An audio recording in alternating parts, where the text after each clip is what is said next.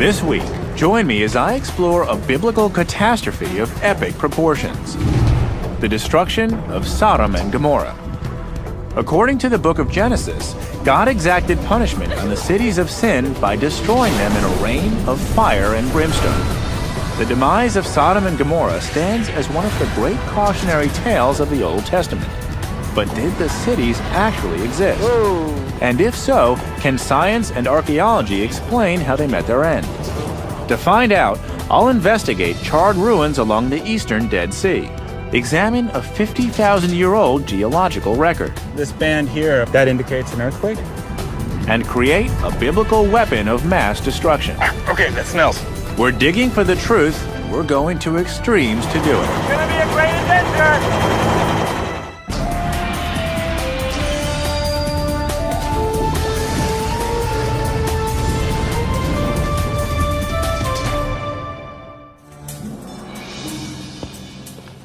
Hi, I'm Josh Bernstein. I'm at Jordan's most famous archaeological site, Petra. Isn't that spectacular? But I haven't come here to Jordan to explore a site celebrated for its beauty, but to learn about two sites destroyed for their wickedness: Sodom and Gomorrah. The book of Genesis refers to the residents of Sodom and Gomorrah as exceedingly wicked and sinners against the Lord. So God exacts his wrath on the two cities.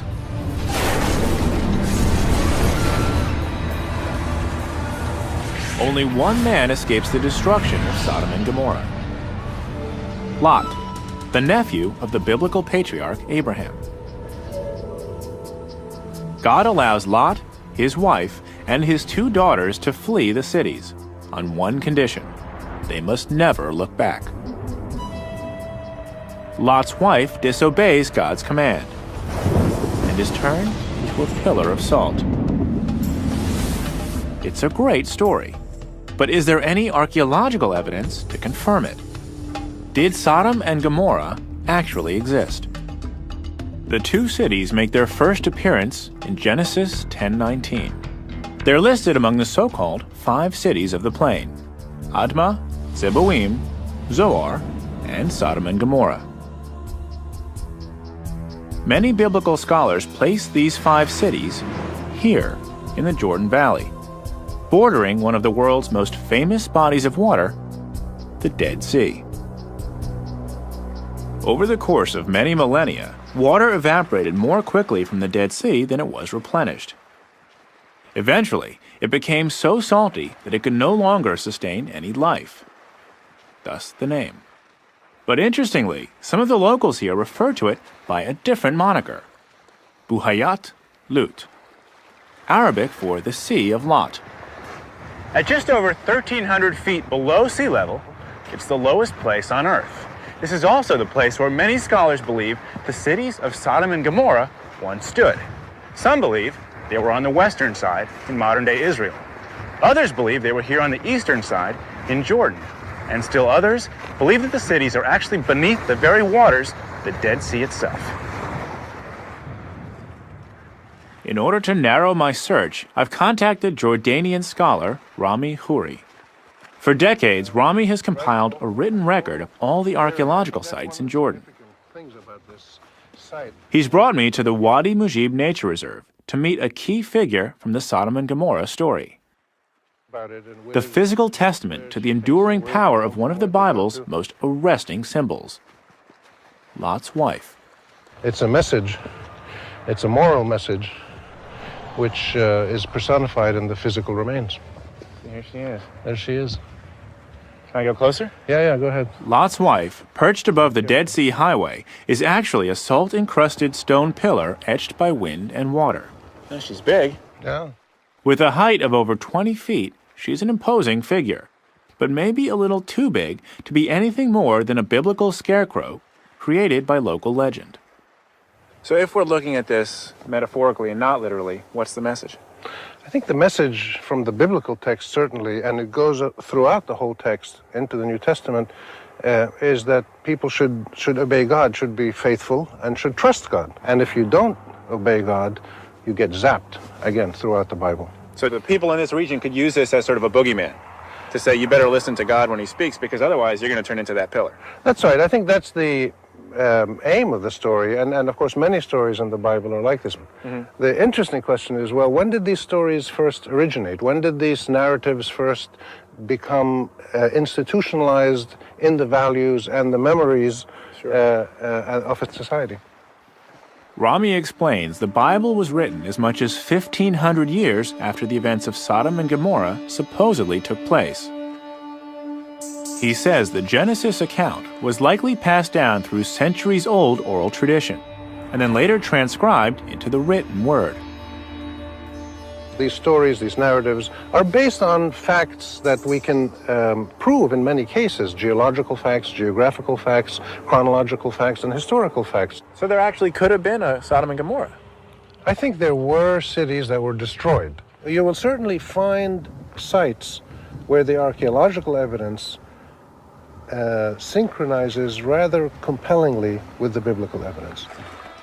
Many accept the Bible as the Word of God, unquestionable fact. But archaeology seeks physical proof, and Rami says there's plenty of things he wants to show me. Our first stop, the small city of Madaba, some 30 miles away, just south of the capital city of Jordan, Amman. He's taking me to see an ancient mosaic, one that contains clues to the precise location of the 5 cities of the plain. Madaba itself is world-renowned for the decorative stone floor mosaics that fill the Greek Byzantine churches. Byzantine originally at the bottom and then rebuilt in the 19th century. During the construction of the Greek Orthodox Church of St. George, the builders found a 6th century mosaic embedded in the floor of this house of worship. And as they're rebuilding it as a church, they discovered this extraordinary mosaic map of the Holy Land. Rami says over 11,000 man-hours went into creating this 900-square-foot mosaic, and that the floor was originally composed of 2.3 million pieces of colored stone. This is where? I can't read any of this. Well, when you look at it from here, this is Jerusalem, walled city of Jerusalem. Okay. You have the Jordan River with the fish going up and down. Okay. You can see the Dead Sea with the 2 boats. Amazingly, the mosaic's key cities line up closely with their modern counterparts when positioned within a 21st century map, like Jerusalem, Jericho, and the Jordanian fortress at Kerak. The apparent accuracy of the Madaba map has convinced Rami that the cities of the plain, including Sodom and Gomorrah, once stood on the Jordanian side of the Dead Sea. There's Sodom and Gomorrah on this map? Well, not completely, but let me take you around this side and I'll show you. Here's what you want to see. Balak-Zor, something This like is that. Bela or Zoar. Remember the cities, the names of the 5 cities? Oh, here, Zoar. Yeah. Rami points to a church just east of Zoar with a different inscription. Okay, so this, what is this here? To Agio El, to Saint El, or to the Holy El. L. The letter L. Lot, maybe? We think that L means Lot. Unfortunately, the rest of the word is missing. But when you're tracking down the story of Lot, at least it's a start. But we do have Zoar, one of the 5 cities of the plain, and the mountains where Lot and his daughters took refuge. But this is encouraging that one of the cities of the plain is here. Right. So if I were looking for Sodom and Gomorrah or the other cities of the plain, I want to be here, southeast corner of the Dead Sea. That's cool. All right, that's where I'm going. I've come to the kingdom of Jordan in search of Sodom and Gomorrah, the twin cities that the Bible claims were destroyed by God because of their sins. In Genesis, Sodom and Gomorrah are identified as 2 of the 5 cities of the plain. Now, thanks to a 1,400-year-old map, I've identified the location of a 3rd, Zoar. On the same map, right next to Zoar, I was shown the image of an ancient monastery. Could this church hold further clues about the infamous Sin Cities? To find out, I need to go on a 50-mile journey south from the city of Madaba, to where one archaeologist believes he's found the ruins of the church shown on the Madaba map. The Jordanian army has agreed to give us a ride in one of their Hueys. Okay, and they're strapping me into my harness, and then, yeah, thank you, so they can buckle me into the helicopter. Good? Don't worry. All right? All right. Shukran. Joining me for the trip is British museum archaeologist Konstantinos Politis. In 1987, Konstantinos first began excavating outside the town of Safi, thought to be ancient Zoar. It wasn't easy. Daytime temperatures there can exceed 130 degrees Fahrenheit. But after 8 long years of digging, he managed to uncover the ruins of the ancient church we're going to see. And here it is. It's exactly where the Madaba map placed it. Sitting on a sheer cliff and facing out towards the southeastern edge of the Dead Sea. Yeah, I know, we're gonna go down now. From the chopper, we get a bird's eye view of the entire site. It's spectacular. But why would anyone have built this church in such an inaccessible and rocky place? Our helicopter can't set down on top of the mountain, so we land at its base, nearly 500 feet below the archaeological site.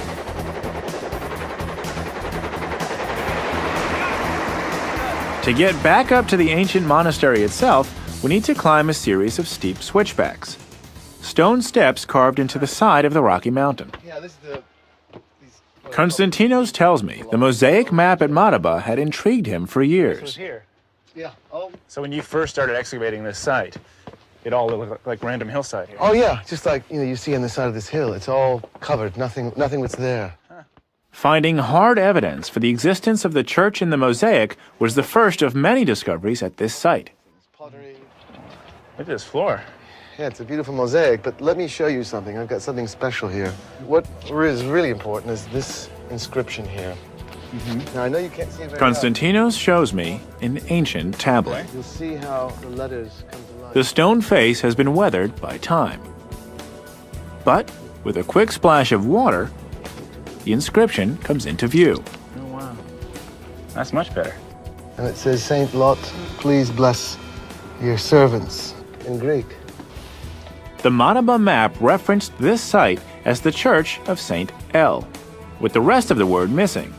According to the mosaic, Konstantinos believes his discovery proves that this was in fact the Church of Saint Lot, a place dedicated to the nephew of The Abraham. date. If you look down here, this is a beautiful Greek inscription which mentions the names of the bishop and the abbot of the monastery, but most important, the date, April 605 AD. So this place is 1,400 years old. If that sounds old, it's nothing compared to what he discovered behind a sealed doorway at the back of the church. Konstantinos believes that this cave is the very reason the monastery was built in such a challenging location. This is the entrance. Can we go in? Of course. All right. Came a long way to see this. The monks who built this place clearly went to great lengths to safeguard this cavern, and Konstantinos thinks he knows why. In Genesis 19:30, the Bible states Lot and his daughters escaped the destruction at Sodom and Gomorrah by taking refuge in a mountain cave near Zoar. Dark. Pretty dark. The monks, according to Konstantinos' theory, believed this was the cave of Lot. So this here is where the monastery ended. And then this is all the natural cave. Natural cave. We dug below the floors of the Christian church and found these walls, which are almost 5,000 years old. And look at this pottery. Well, we have pots, yes, which we found in this area. There were burials and occupation. This dates from the early Bronze Age period, almost 5,000 years ago. No one knows the exact year that Sodom and Gomorrah might have been destroyed, but biblical scholars estimate it would have been between the early and middle Bronze Ages, between 2500 and 1700 BC. And the artifacts found here prove that this cave was occupied during this same period. So I have to ask, Is this Lot's cave? Well, the Christians seem to think so because they built this church over this cave, this natural cave. But this hillside is just full of caves. I mean, just looking around the landscape outside, Yep. this place is dotted with them. Yeah, there are other caves in the area. Why did they choose this one? Yeah. Probably because there was an ancient oral tradition of that's Lot's cave up there. So when the Christians came, they decided to build this church over what was already thought of to be Lot's cave. Mm-hmm. So it's a matter of belief. They believed it. But there's no smoking gun, no single artifact confirming that the family of Lot ever sheltered here. Still, there is another way to get closer to the story of Lot, his family, and their journey to the cities of the plain. I'm going back to the biblical record to retrace the path Lot may have taken to arrive at the doomed city, Sodom. According to Genesis 13, Lot and his uncle Abraham share land in Bethel, within modern-day Israel. But Lot decides to move his family and belongings southeast into the Jordan Valley to expand his domain and provide ample room for his herds to grow. Genesis 13:12. Lot settled in the cities of the plain and moved his tents as far as Sodom. But the question is, where is Sodom? In order to pick up Lot's trail, I've contacted some Jordanian guides familiar with the territory. According to them, we're now close to the point where Lot may have entered Jordan some 4,000 years ago. Back in the day, they would have taken donkeys. But this way is much more fun. Yalla. Scholars believe camels were introduced into the Jordan Valley several centuries after the time of Lot. But apart from the camels, Lot would be surprised to see this once fertile plain as a rocky desert today. According to Genesis, this was once a lush and inviting land, like the garden of the Lord. But despite this beautiful setting, Lot may have been suffering culture shock. The early Bronze Age was a time of rapid change in ancient Jordan. The first cities were beginning to appear. It would have been an alien culture for a tent-dwelling shepherd like Lot. My guides tell me that tonight we'll join a local Bedouin tribe and pitch our tent near the very spot where many locals and scholars believe the biblical Sodom once stood. Josh. Yes, Josh. Nice to meet you. You're welcome. Thank you. The Bedouin preserve a way of life that's changed little since the time when the biblical Lot would have erected his tent outside Sodom. Okay, you just tell me what to do and I'll do it. All right, sir. But yeah, I will help give it a shot. Like Lot, the Bedouin people are shepherds. For millennia, these nomads have rejected city living. Even today, they continue to move their herds of sheep and goats across the open desert landscape. Their trademark tents are made of woven goat hair blankets. They use carpets and wool pillows for bedding. And what's the difference between the rooms? Well, it's not different. Okay. It's no difference. One for the women and two for men. One we used for sleep, and the other is open for the guests when they're coming in the night to have sittings, talkings, stories with all of the people. These tents have hardly changed since the time of Lot, when the Bible states he and his family made camp outside Sodom.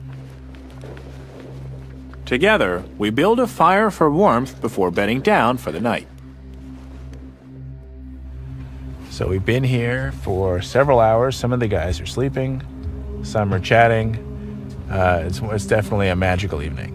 I'm here in the valley, Jordan Valley, with the Dead Sea just to my west, and in the distance I can see the lights of Israel.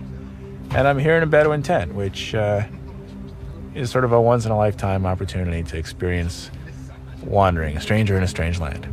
And I think that this probably has not changed at all since the time of Lot and Avram as they were making their way across Canaan. I'm in Jordan, looking for archaeological evidence behind one of the Bible's most famous tales, the story of Sodom and Gomorrah. In the ruins of a Byzantine monastery, I saw an ancient refuge that early Christians believe was the place where Lot and his daughters took shelter before God's destruction of the sin cities. I then traveled by camel to retrace the path Lot may have taken into the Jordan Valley. Now, my goal is to find evidence of the city he ultimately fled, Sodom. Thank you. Ma'as-salam. Many scholars and historians believe the best archaeological candidate for Sodom is a desert ruin called Babydra. To the casual eye, it looks just like any other rocky outcrop. But for Dr. Thomas Schaub, the lead archaeologist at this site, Babydra represents an ancient fortress, established during the early Bronze Age here in Jordan. You can see the face of the wall here has collapsed somewhat, but you have to imagine this as having a mud brick superstructure going up about 30 feet. Today, it's hard to see, but this was once a 10-acre city enclosed by these massive walls, over 23 feet wide and over 30 feet tall. Dozens of mud brick houses were stacked along the interior. At its height, Babydra housed and protected as much as 1,000 people. So it was quite an impressive area, but you have to use your imagination a little bit to recreate that. But we still Today, the ruin doesn't look like much. Over the past 4,300 years, many of its walls and its mud brick homes have collapsed. It's difficult to see where the city ends and the desert begins. Now, this isn't exactly the place where I'd want to build a town. There's No. nothing here. It had to be a much richer area, and from the rainfall that we can reconstruct the patterns, it was like a garden area down here. Genesis 13:10 states, Lot lifted up his eyes and saw all the valley of the Jordan, that it was well watered everywhere, like the garden of the Lord. If Babydra represents the biblical Sodom, it doesn't seem to match the profile. This landscape is dry and rocky, yet archaeologists are convinced that it was able to support a huge population. Let's go find out why. Dr. David McCreary is a paleobotanist, a specialist in ancient plants. He's discovered a wealth of foods and grains at the site. Many date back over 4,000 years, to the time when Lot would have come to the Jordan Valley. Good to meet you. Welcome to my office. Yeah, it's a nice office. To determine the fertility of this ancient site, David uses a simple process. It's called flotation. I help him by agitating the water within these two plastic tanks. We're testing a soil sample David collected earlier. It's from an ancient cooking pit here in Babydra. Is this your first time? This is my first time agitating soil. Okay. By pouring the ashy soil into the water, it's possible to separate traces of ancient crops from mere sand and dirt. The organic material floats to the surface, where it's strained from the water and then carefully examined. So, pretty impressive, huh? Sure. If you say so. Well, most of what we've got here are just little pieces of charcoal. What we're looking for primarily are geometric shapes. The geometric shapes represent the best candidates for cooked seeds. But they're still hard to find. Oh, I found one. Okay, great, great. David tells me it's a 4,500-year-old grain of barley. That's exciting. That's pretty exciting, I've never been isn't so excited about one single grain of barley in my life. That's pretty it? cool. You know, sometimes we will find... During his years of research at Babydra, David collected and identified thousands of these ancient seeds. In addition to barley, there's wheat, linseed, and figs. All these crops share one thing in common. They only grow where there's plenty of water and irrigation. Especially the emmer wheat, it's typically grown under irrigation. The 6-row barley has to be grown under irrigation. The linseeds, if they're longer than 4 millimeters in length, that's another indication of irrigation. It couldn't be just a heavy rainfall. No. Not in this You have to have region. a sustained rainy season. And in this particular region, the average annual rainfall is less than 2 inches per year. Rainfall during the early Bronze Age wasn't much greater than it is today, but there was plenty of water to be had. Studies have shown that the level of the Dead Sea was nearly 400 feet higher than it is today. There's also evidence of an ancient lakebed and natural springs right at the base of Babedra's walled perimeter. It was this steady supply of groundwater that allowed these city dwellers to irrigate their plants.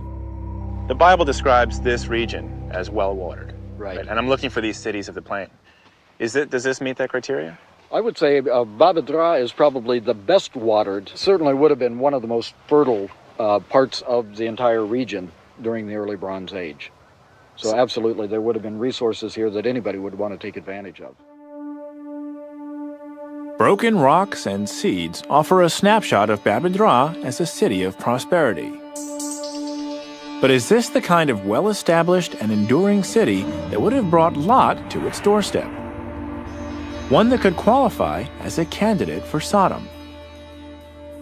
To help me better understand the people and the ancient customs of Babedra, Tom Schaub takes me to the city graveyard to examine the burial record. This pockmarked plain, just outside the city walls, is one of the largest cemeteries in the Middle East. Cemetery. You'll notice all the bones and the broken pottery. This is all from tomb robbers. You can see we've got all kinds of chambers around here. Let's see if we can find one that has a...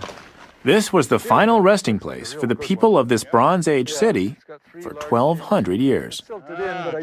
The archaeology here is complete, so Tom gives me the okay to see one of the burial chambers myself. Oh!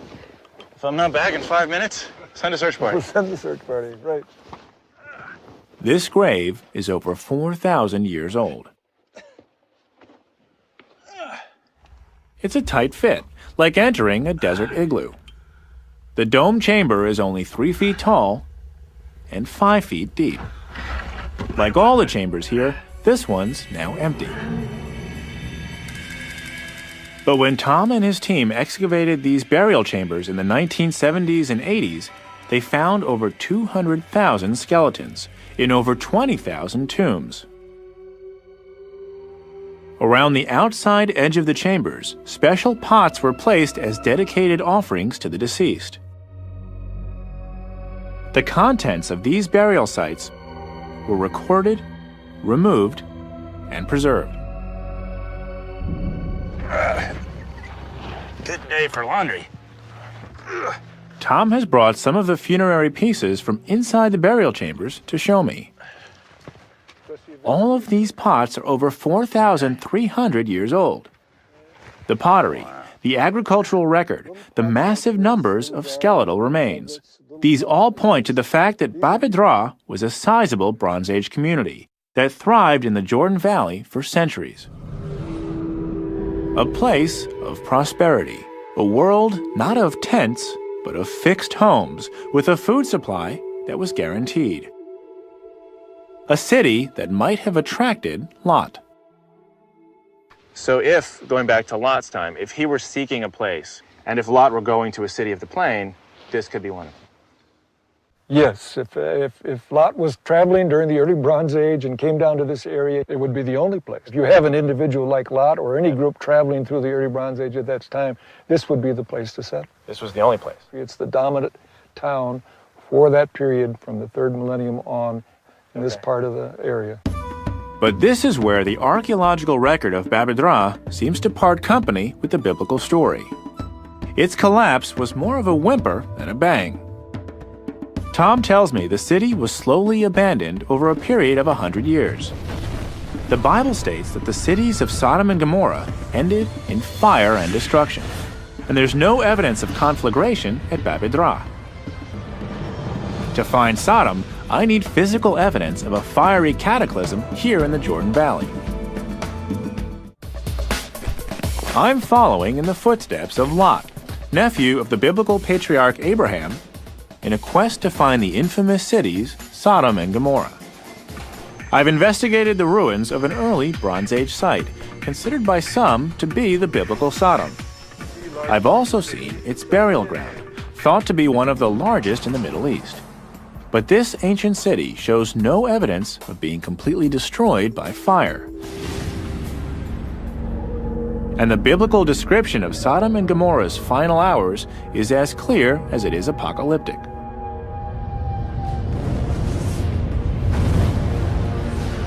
Genesis 19.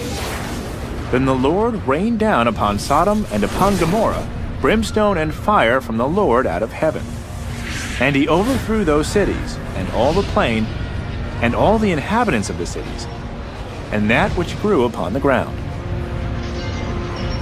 It's a description of total devastation covering miles of territory along the Dead Sea Plain. Today, many scholars believe the biblical story could be the retelling of a natural disaster.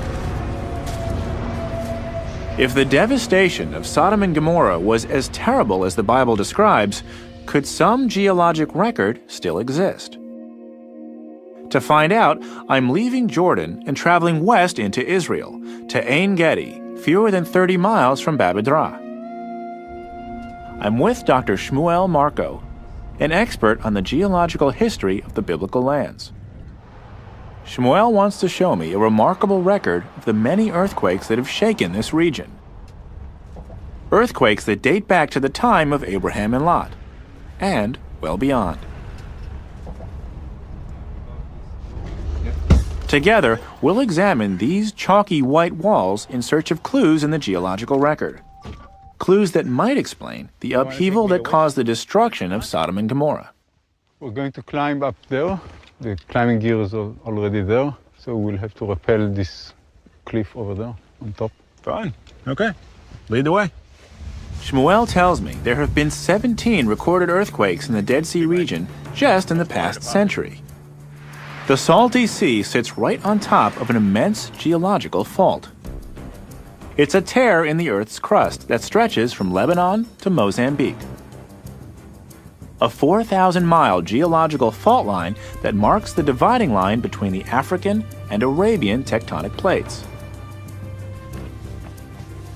If this fault was active at the time of Sodom and Gomorrah, could an earthquake help explain how the cities were destroyed? That's a nice view. This is the Dead Sea, this is the Moab Mountains. Yeah. We are standing on the bottom of an ancient lake that was here in the last ice age until about 15,000 years ago. A drastically falling water table has left this lake bed very high and very dry. Today it stands on the edge of an arid desert gully 150 feet deep. Our plan is to rappel down the cliff's edge so Shmuel can show me the layers of sediment left behind after the lake receded. Let's go check it out.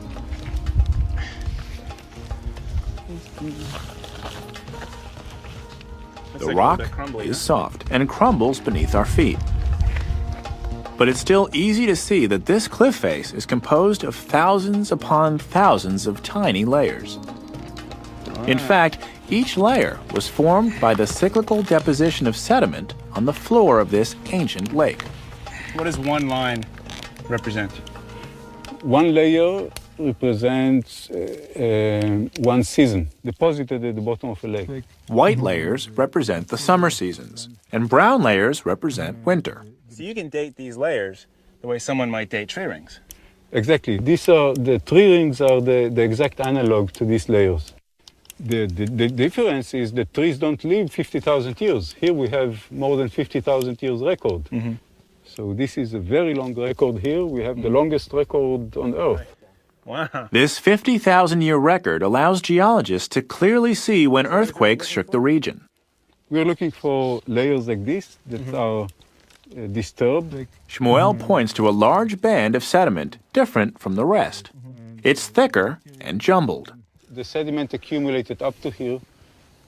Above this was water, and then an earthquake shook the bottom. And all this thickness of layers was mixed and all chaotic here. This is one earthquake that disrupted a layer that's worth several hundreds of years of deposition. Okay. Yes. Shmuel explains that this earthquake would have registered over 6.0 on the Richter scale, more than enough to have destroyed a city that, like Sodom or Gomorrah, was built of mud bricks and stone. And according to Shmuel, the evidence is very compelling that this is precisely what occurred. You see, it tells us that around 4,000 years ago, there could have been an earthquake. There were earthquakes in this region of time. So in this case, the geological evidence supports the possibility of Sodom and Gomorrah actually being destroyed. Absolutely, yeah. It's very likely. So it's not just possible, it's likely. It's very likely. Still, an earthquake alone isn't enough. To fully corroborate the tale of Sodom and Gomorrah's destruction, I need more than a seismic event. I need fire and brimstone. And I know just the man for the job. I'm rejoining Rami Khoury at the eastern edge of the Dead Sea, on the Lisan Peninsula. We're fewer than 10 miles from the ruins of Babydra, and 20 miles from Safi, thought to be ancient Zoar. That's the information in the Bible. Rami has told me of an intriguing idea. If he's right, he'll be drawing a direct line from the Genesis story to where we're now standing on the Dead Sea Plain. Yeah, everything that's mentioned in the Bible and the story of Sodom and Gomorrah in terms of natural resources and geology and terrain is still here. Hasn't changed very much. Rami explains that one of the Bible's supernatural resources, brimstone, exists here in its natural state. What do you think that is?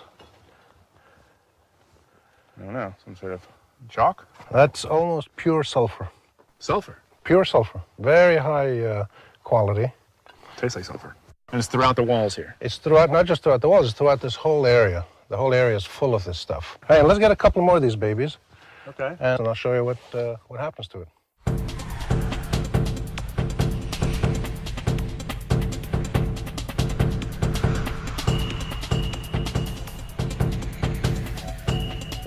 That's a nice one.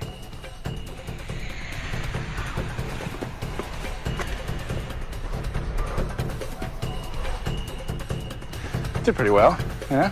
I'm not exactly sure what Rami hopes to show me with this pile of sulfur, but he better make it quick. It's getting dark out here. Pick it up. Let me show you. You know what happens to sulfur when you light it? Well, it lights. Catches fire. Oh, okay. Okay, that smells. Yeah, better put it down. That's burning sulfur, otherwise known as brimstone. And my whole life, I didn't know what brimstone was. Well, brimstone just means burning stone in sort of medieval English. References to fire and brimstone are found throughout the Bible. In fact, they're the preferred instruments of divine retribution. And Rami explains brimstone was used as a fuel throughout the Dead Sea Plain for thousands of years. But no physical evidence has ever been found that burning brimstone once fell from the sky. So it's another part of the Bible which is remarkably found in the landscape here. Based on human reality. Huh. Now does that lend credibility to the idea of Sodom and Gomorrah actually happening? Well, it certainly makes it credible to the people in this region because they would remember something about a destruction of a city that may have happened possibly through a natural phenomenon or possibly through the intervention of God. So when they talk about fire and brimstone, this is what they're talking about. How'd you like that coming down on you? Sodom and Gomorrah.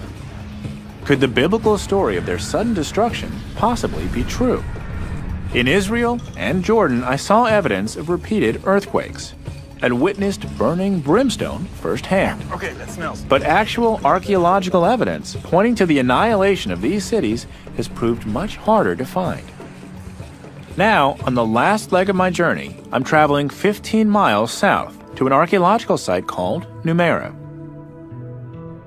It's an early Bronze Age city that also dates back to the time when Abraham and Lot are thought to have lived.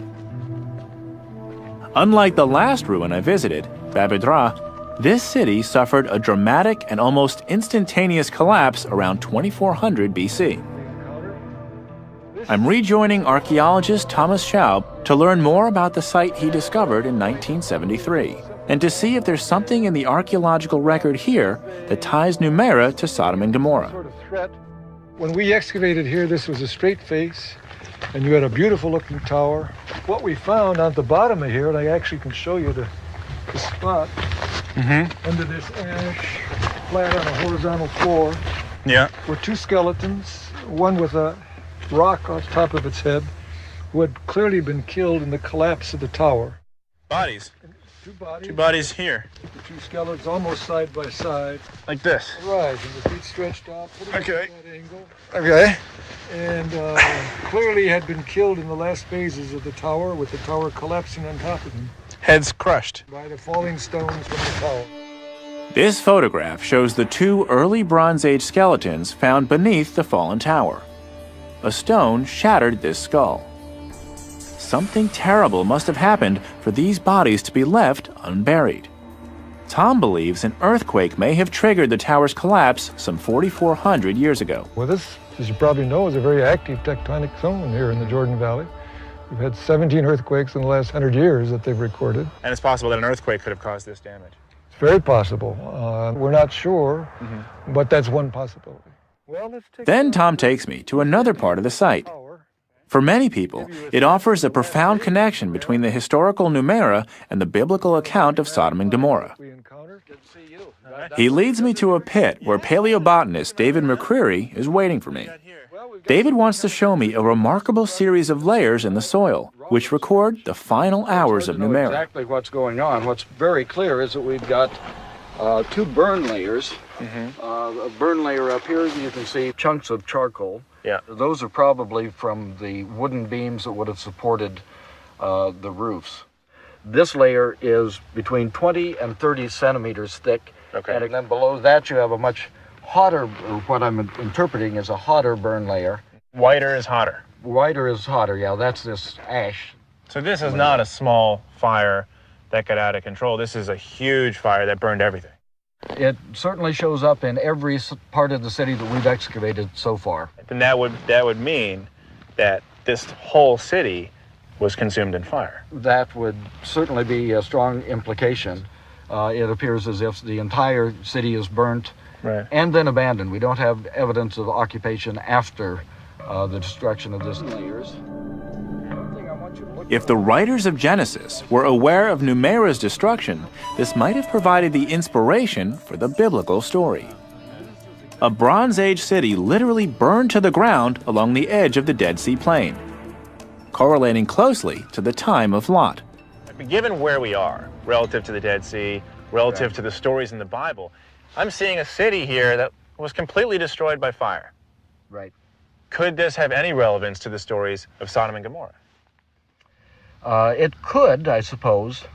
As an archaeologist, again, I think we're restricted to the evidence so that we can only say that there was a massive destruction. Fire destroyed the entire city in a catastrophic event, and the evidence would suggest that after that fire, people did not resettle at the site. The cause of that destruction, I think, from an archaeological point of view, is just up in the air. We just don't have the evidence to say whether it was a man-made or a natural disaster of some kind. All we can say from the material evidence is there was a fire, destroyed the city, the people didn't return. Whether the biblical account involving the destruction of Sodom and Gomorrah was the retelling of a natural or supernatural event, we may never know. But we do know the cities of the plain were susceptible to earthquakes. And this was a region rich in combustible fuels, like brimstone. This charred ruin can't be ruled out as one of the sin cities. If one day archaeologists can definitively place Lot in the Dead Sea Plain during the early Bronze Age, the truth about the final locations of Sodom and Gomorrah may finally be confirmed.